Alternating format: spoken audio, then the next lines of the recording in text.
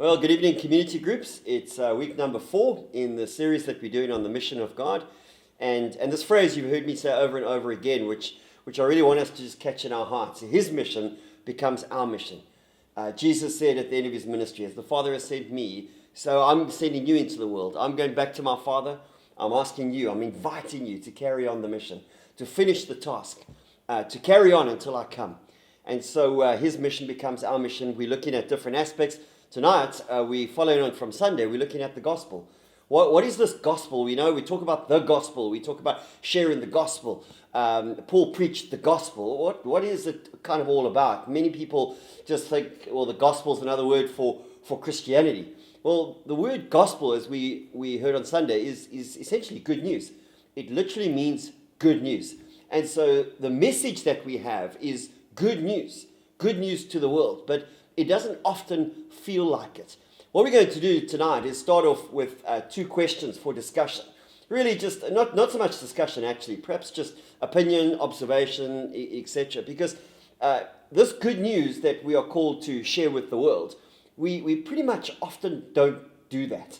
Certainly we don't do it as we should or could when the opportunity arises.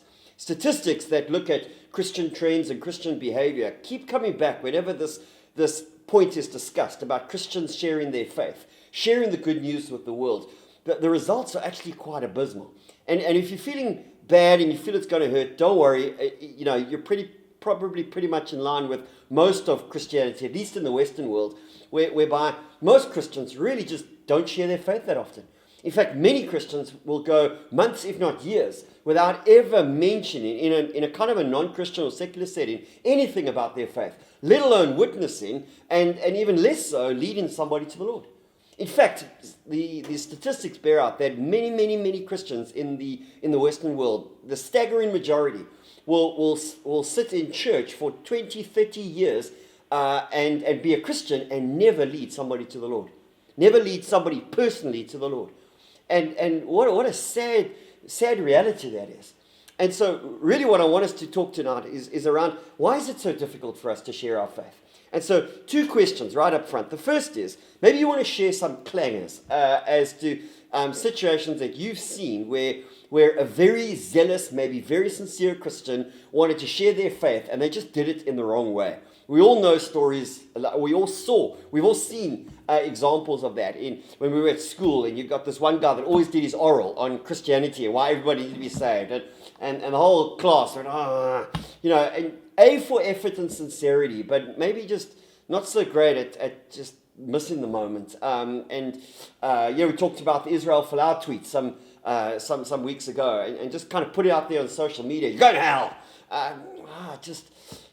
Again, A, for effort, but often the consequence is largely negative. So maybe question number 1 is maybe just to discuss how you've seen evangelism go horribly wrong from your experience, and maybe even if you're brave enough to share, maybe a time you put your foot in it and it really didn't go well, and you learned from that.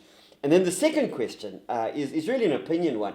Why is it that we find it so difficult to share our faith in the world in which we live, in our Western world? Why don't we share it more often and more frequently? Why is it so difficult to share our faith? So maybe you want to pause it at this point. 2 questions. The first is maybe just to share some clangers of evangelism gone horribly wrong, and then secondly, more seriously, then why is it then so difficult for us to share our faith in the world in which we live? Pause the tap, and we'll pick it up in a moment.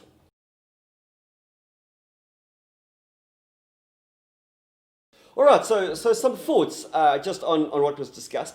The first one was really just maybe some illustrations. And again, as I said, you see people very sincere, really passionate, but often coming across in just the wrong way that actually gets people's backs up rather than leads anybody into a deeper or closer connection point to Jesus.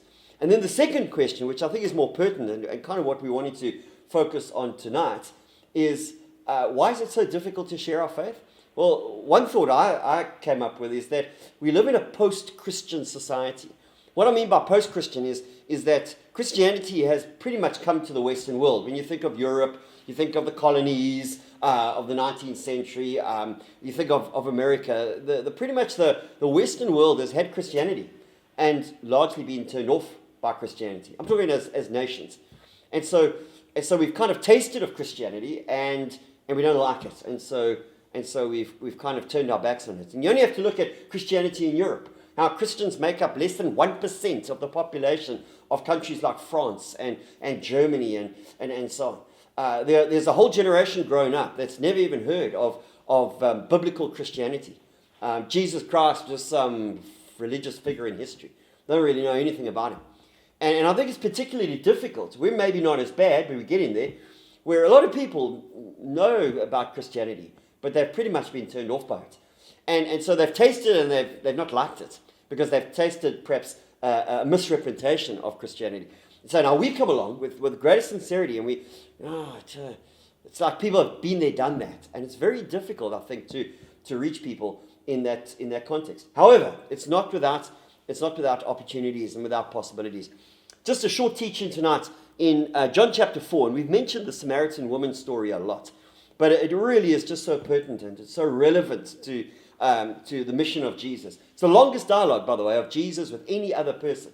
And so in John chapter 4, you can go and read the first couple of verses for yourself. But perhaps just to summarize for the sake of time, it says that Jesus had to go through Samaria. Now, he actually didn't have to go through Samaria physically. In fact, Samaria was a detour. But again, we see something of his mission. He felt compelled to go through Samaria. We don't actually know why. We don't know if maybe he sensed his father leading him there because of a rendezvous with what turned out to be a Samaritan woman and a well. We don't know whether Jesus had any prior sensing or knowledge, but what we do know is that he felt compelled to take a roundabout route to go through Samaria. And so it says that he goes through Samaria and basically he comes to a well. It's the middle of the day. He's tired. He's been walking alone. He's thirsty. His disciples have gone into the town to get food, and he sits down by a well. And a woman, a Samaritan woman. Jews and Samaritans, arch enemies. They did not talk to each other. They did not associate with each other. They were very suspicious of each other. A Samaritan woman comes along, and she recognizes Jesus, and she would have recognized him as a Jewish rabbi. And as we see further down in the story, she's a woman living in sin. She's had 5 husbands. She's living with a guy who's not her husband, living with her boyfriend. I mean, she's pretty much leading a messed up life. And so she's aware of that. She's coming to the well. And there Jesus and her have this encounter. And so Jesus then asks her the most natural question that you would at a well. And he says, can you get me something to drink? And that then stirs a conversation. Obviously, she drops her guard a little bit. She feels comfortable. She responds. And so they start talking. Jesus talks about the living water. They start talking about worship. And so it goes on. And eventually, Jesus says, go and tell your husband. And she says, I don't have a husband. And then at that point in the story, Jesus says something interesting, which we would call a word of knowledge, a word of supernatural revelation, given to him by the Spirit in that moment. And he says, you're right when you don't have a husband. And he reveals something to her that he otherwise would not have known.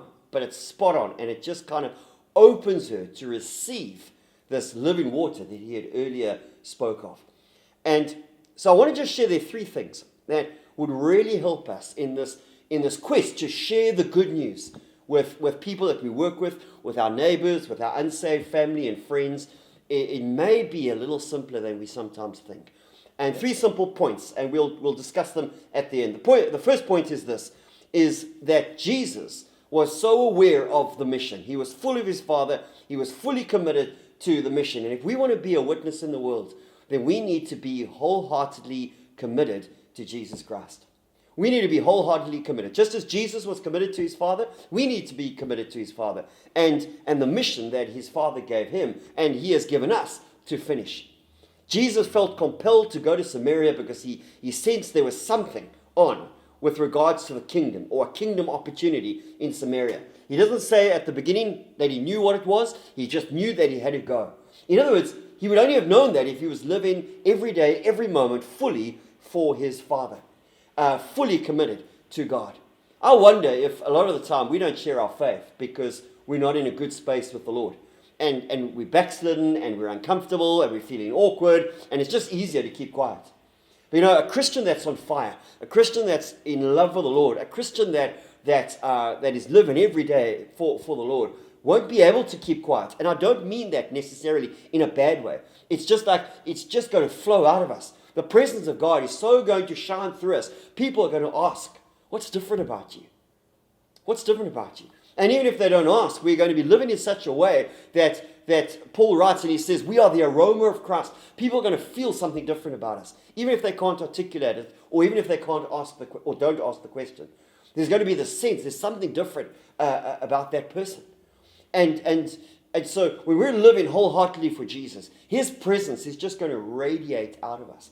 It's said of, and I've read this of many Christian stories of missionaries, of pastors, just of ordinary Christians who were greatly used of God. It was said of them that they would be sitting on a train, they'd be walking down the street. People would come up to them and ask what they needed to do to be saved.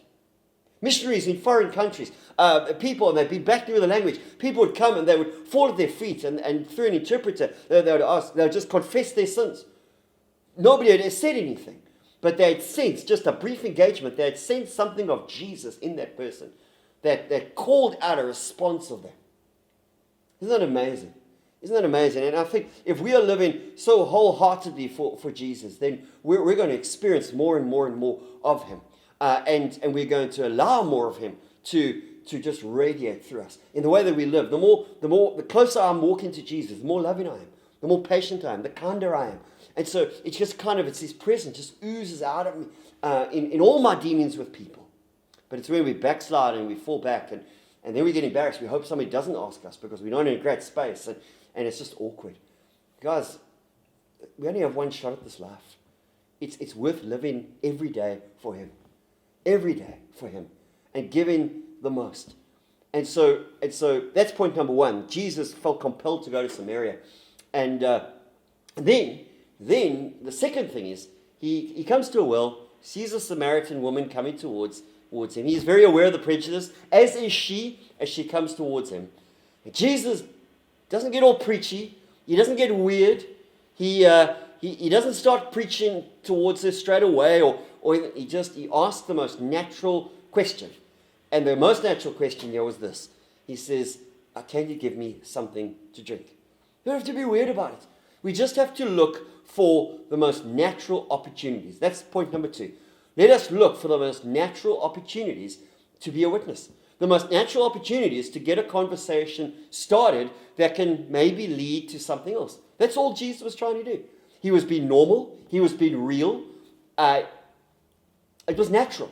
And, I think people are most likely going to respond when it's natural rather than when it's contrived or when it's forced. And by the way, nobody, and not even you, would want to feel like a project. Nobody wants to feel like somebody's project. So don't try and witness to somebody because they're your project. You want to get somebody into heaven. You want to be a friend. You want to be Jesus to them. Of course you want to share the gospel, the good news, but you want to do it in such a way that's real and natural. Jesus asked the most natural question at a well where two people intersect and they're both hot and thirsty. Could you get me something to drink? And out of that, the conversation flowed. I remember a person telling me some years ago, and he just loved to share his faith, and he also had done it in the wrong way that upset a few people, but he really loved Christian conversations, and most of us do. Most of us, it's not like we don't want to; it's just like we don't know how.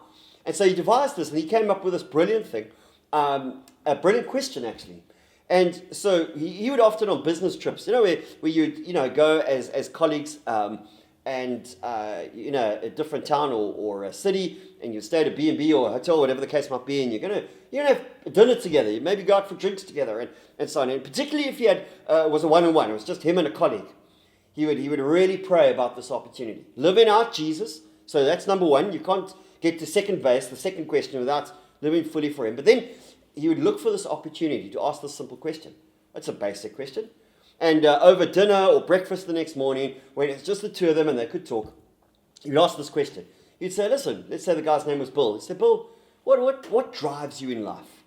What gives you meaning and purpose? What gets you up in the morning? What gets you excited about your day? Now that's a that's not a weird question. It's a deep question. It's not a weird question among work colleagues or among friends or anything like that.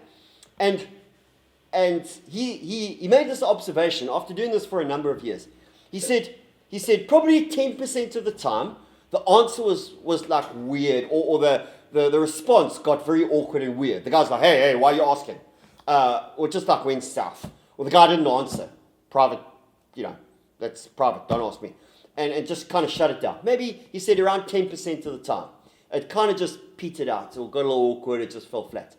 He said 10% of the time, another 10% of the time, he said it kind of went, the response of the person would be, I haven't really thought about it. It kind of didn't lean itself, lean itself to going anywhere.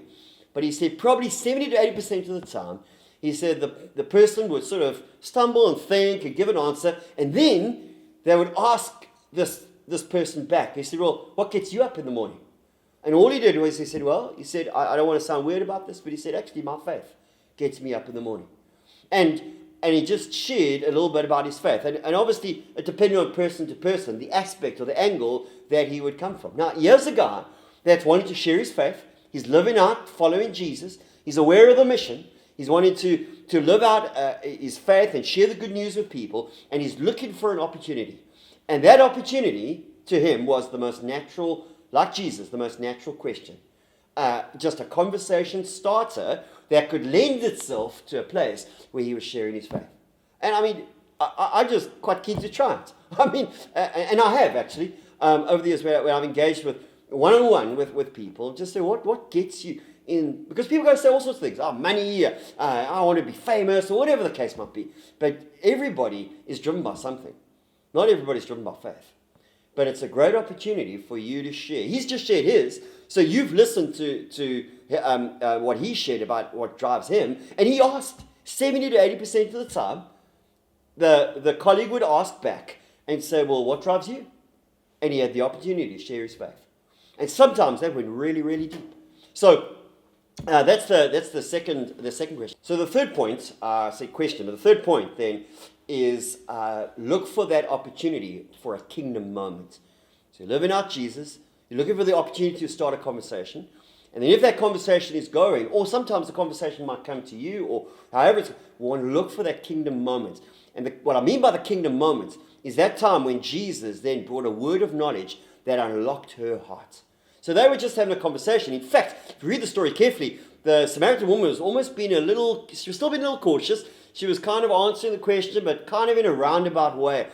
The word of knowledge or some kingdom moment will unlock that person or bring them into that moment of conviction or response or something. It's not always going to be positive, but you're looking for that moment, that kingdom moment where God comes into the situation. And so that for Jesus in that moment was a word of knowledge. It could be an act of kindness. It could be somebody's pouring out their heart. They're just troubled. And you say to them, and I know it's awkward sometimes in the workplace, but you say, listen, I'm a Christian. I've seen incredible answers to prayer. Can I pray for you? In fact, you don't even have to say that preamble. Just say, can I pray for you? It's the most natural thing. But what you're doing is you're moving from just a conversation, a natural thing, to something that's a kingdom moment. All sorts of things happen in prayer. All sorts of things happen in prayer when we start to pray. So the third thing is look for that kingdom moment where you can step into that place of bringing a moment of revelation, a moment of challenge, a moment where God can just come and move. So what I'd like us to do, just as we wrap up, and again for some further discussion, take those 3 points. What do you think? What do you think, and how can we share this good news better? Even in a post-Christian world, even among people that may not want to hear, certainly don't want to be preached to. How can we take what Jesus did with the Samaritan woman? How could we replicate that in our workplace, among friends? What are the opportunities? Let's talk positively. We all want to do it. It's just the courage and sometimes the know-how to do it well. And so, based on what we've shared tonight, what has stirred in you? And maybe just to share ideas. And that's why what community is there for, to share ideas and to support one another. And so, maybe you just want to conclude by sharing some thoughts, some ideas from what we've shared tonight as to how we can do that better and how we can bring the good news of the gospel to a hurting and lost world. Go for it.